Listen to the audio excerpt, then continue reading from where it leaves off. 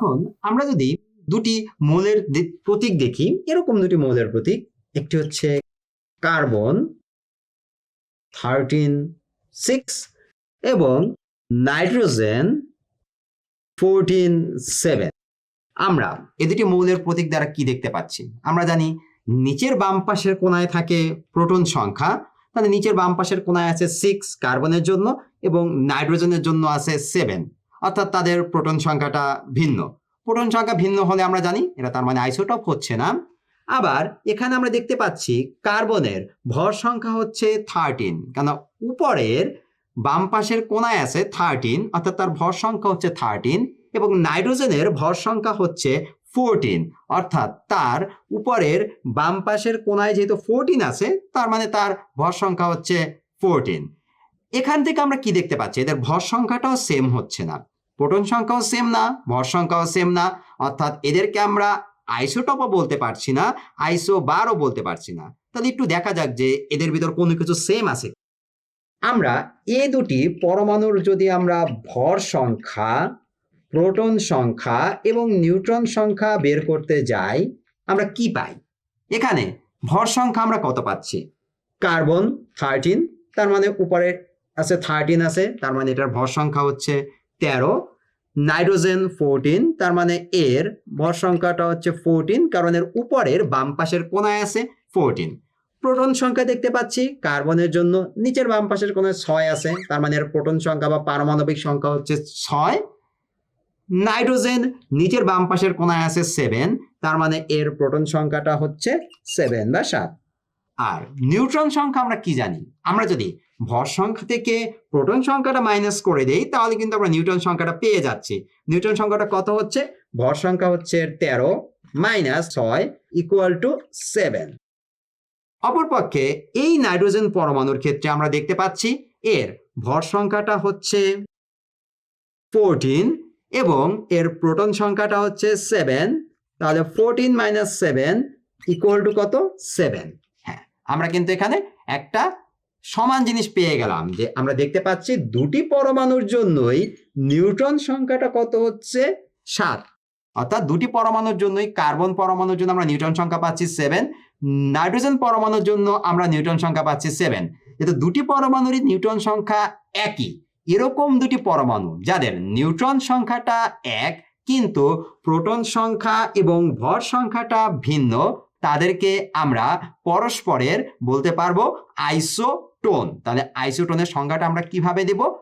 একই নিউট্রন সংখ্যা কিন্তু ভিন্ন প্রোটন সংখ্যা এবং ভর সংখ্যা বিশিষ্ট মৌলের পরমাণু সমূহকে আমরা পরস্পরের আইসোটোন বলতে পারবো।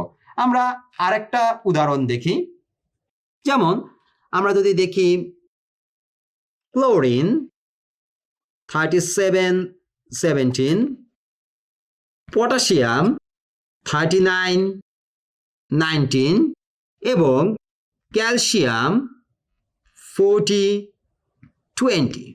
আমরা এখানে কি দেখতে পাচ্ছি?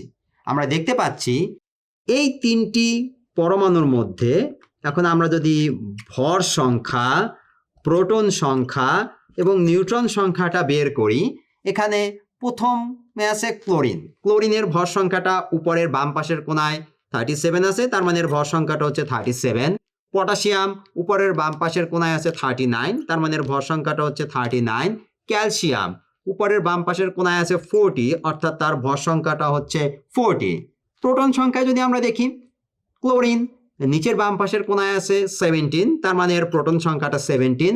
পটাশিয়াম নিচের বাম পাশের কোণায় আছে 19, অর্থাৎ তার প্রোটন সংখ্যাটা 19। ক্যালসিয়াম নিচের বাম পাশের কোণায় আছে 20, অর্থাৎ তার প্রোটন সংখ্যাটা হচ্ছে 20। কিন্তু নিউট্রন সংখ্যা যদি আমি খেয়াল করি, নিউট্রন সংখ্যাটা আমরা কি জানি? ভর সংখ্যা থেকে আমরা যদি প্রোটন সংখ্যাটা মাইনাস করে দেই, তাহলে আমরা নিউট্রন সংখ্যা পেয়ে যাই।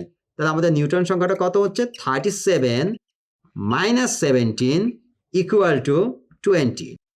পটাশিয়ামের ক্ষেত্রে 39 মাইনাস 19 ইকুয়াল টু 20। ক্যালসিয়ামের ক্ষেত্রে 40 মাইনাস 20 ইকুয়াল টু 20। তাহলে আমাদের এই ক্লোরিন 37 17, পটাশিয়াম 3919 এবং ক্যালসিয়াম 4020। এই তিনটি পরমাণুর ক্ষেত্রেই আমরা দেখতে পাচ্ছি নিউট্রন সংখ্যাটা একই আছে, অর্থাৎ এদেরকে আমরা পরস্পরের কি বলতে পারবো, আইসোটোন বলতে পারবো। তাহলে কার্বন 13.6 এবং নাইট্রোজেন 14.7 এরা পরস্পরের আইসোটোন। অপরপক্ষে আমাদের এখানে ক্লোরিন 3717, পটাশিয়াম 3919 এবং ক্যালসিয়াম 4020 এরাও পরস্পরের আইসোটোন। আইসোটোনের আমরা আরেকটা উদাহরণ দেখতে পারি।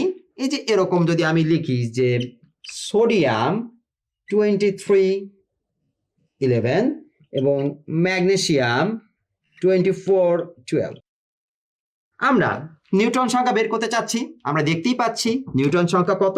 প্রথমটার ক্ষেত্রে নিউট্রন সংখ্যা কত আসতেছে আমাদের, এই 23 মাইনাস 11 ইকুয়াল টু 12, এবং দ্বিতীয়টির ক্ষেত্রে নিউট্রন সংখ্যা কত আমাদের এখানে, 24 মাইনাস 12 ইকুয়াল টু 12। তো আমাদের এই দুটি পরমাণুর ক্ষেত্রেই নিউট্রন সংখ্যাটা হচ্ছে 12, অর্থাৎ এদেরকে আমরা পরস্পরের কি বলতে পারবো, আইসোটোন বলতে পারবো। আমাদের আইসোটোনটা মনে রাখার জন্য আমরা ছোট একটা ট্রিক্স ব্যবহার করতে পারবো আগের দুটোর মতোই।